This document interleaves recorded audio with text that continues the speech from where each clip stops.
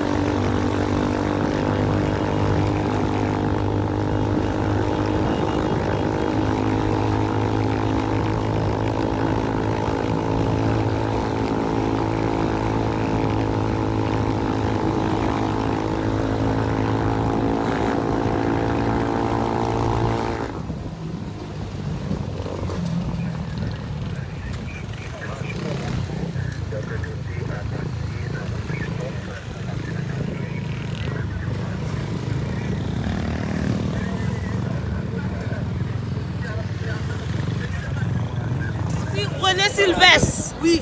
Nous te connaissons pas de monde. Nous connaissons pas de monde. Nous connaissons pas de sien. Jodi a, ni clair et li net.